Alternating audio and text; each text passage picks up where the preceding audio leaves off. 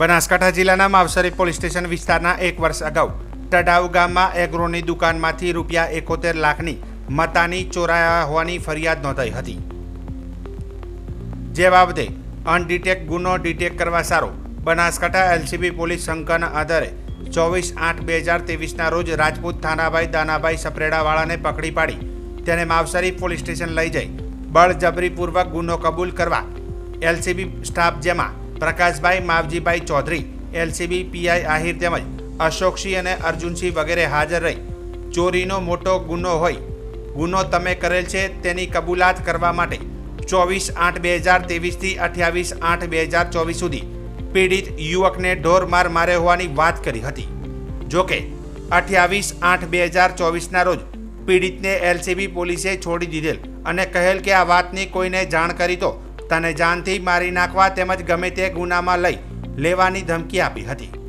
જો કે પીડિતને પોલીસ કસ્ટડીમાં અપાયેલી યાતનાઓને લઈને તબિયત લથડતા પરિવારજનોએ પીડિતને તારીખ 29/8/2023ના રોજ તડાવ હોસ્પિટલ ખાતે સારવાર કરાવી હતી।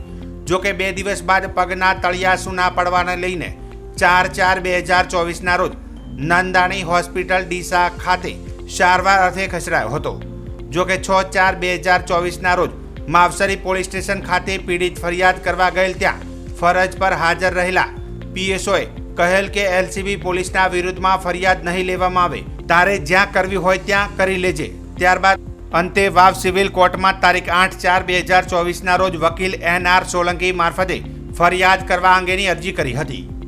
જો કે પીડિત યુકે મીડિયા મારફતે જણાવ્યું હતું કે આ એલસીબીમાં ફરજ બજાવતા કોન્સ્ટેબલે તારીખ 1/8/2024ના રોજ જ્યારે હું નાયબ પોલીસ અધિક્ષક કચેરી થરાદ ખાતે આવ્યો હતો ત્યારે થરાદની ખાનગી ઓટો કન્સલ્ટ ડીસા હાઈવે બોલાવીને મનામણા કરવાની વાત કરી હતી। જો કે પીડિત મનામણા કરવાની ના પાડતાની સાથે તારાથી જે થાય તે કરી લેજે તેમજ તારા પર NDPS જેવો કેસ ઠોકી દેવાની ધમકી આપ્યા હોવાનું જણાવ્યું હતું। વધુમાં પોલીસ તેમજ કોર્ટ મારફતે પીડિત યુકે ન્યાયની માગણી કરી હતી। ઓકે, મારું નામ રાજપૂત થાનાભાઈ દાનાભાઈ રહેવાસી સપરેડા। તારીખ 24/8/2023ના રોજ પ્રકાશભાઈ માવજીભાઈ પટેલ એલસીબી પોલીસ વાળાએ મને માવસરી પોલીસ સ્ટેશન બોલાવેલો। માવસરી પોલીસ સ્ટેશન બોલાવ્યા બાદ મને પૂછપરછ કરેલ કે કોઈ મોટી ચોરીનો ગુનો થયેલ છે અને તારા માથે મને શંકા છે, આ ગુનો કબૂલી નાખ। મેં ના પાડતો મને તારીખ 24થી તારીખ 28 સુધી માવસરી રાખેલ। તારીખ 26ના બપોર પછીથી 26, 27 અને 28 3 દિવસોને મારકૂટ કરેલ।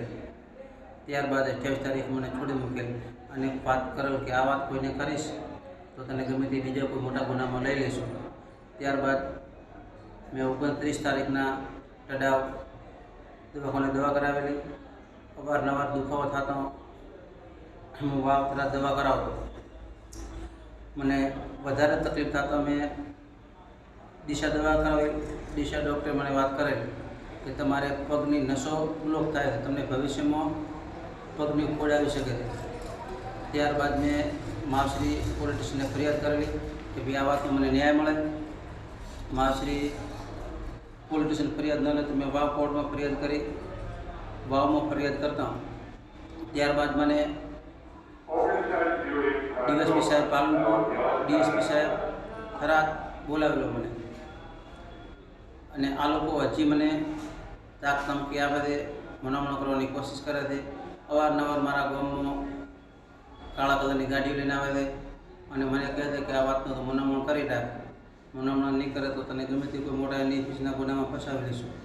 અમે એલસીબી પોલીસવાળા તો આખો બનાસકાંઠો અમારા હાથમાં છે, પણ હોય અમુક આવી પોલીસ હોય, બાકી પોલીસ માથે અને તંત્ર માથે મને પૂરેપૂરો ભરોસો છે કે મને પૂરેપૂરો ન્યાય મળે। તમને પોલીસ સ્ટેશનમાં કેટલા દિવસ રાખ્યા હતા અને પ્રતાડિત કર્યા હતા એવું કોઈ? પોલીસ સ્ટેશનમાં મને રાખ્યો હતો 5 દિવસ, 24થી કરીને 28 તારીખ સુધી।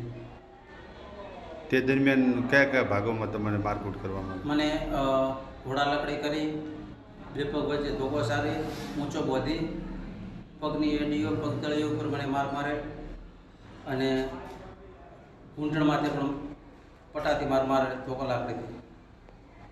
તમારી માંગ શું છે? મારી માંગ કે મને ન્યાય મળે. આ લોકો હજી મને જીવવા દેતા નથી. અવારનવાર ધાક ધમકીઓ લે, મોટા કોઈ ગુનામાં ફસાવવાની કોશિશ કરે. તો તંત્રને અને પોલીસને મારી નમ્ર વિનંતી કે મને ન્યાય મળે. ઉલ્લેખનીય છે કે પીડિત યુવકના વકીલે ટેલિફોનિક મારફતે જણાવ્યું હતું કે વાવ સિવિલ કોર્ટમાં અરજીની સુનાવણી થતાં પીડિત પર થયેલ યાતનાઓ અંગેની તપાસ થરાદ નાયબ પોલીસ અધિક્ષક SM વાળોતરિયાને સોંપાઈ છે. ત્યારે સાથે સાથે DYSP SM વાળોતરિયા સાથે ટેલિફોનિક વાતચીત કરતા જણાવ્યું હતું કે ઉપરોક્ત બાબતની તપાસ હાલ ચાલી રહી છે.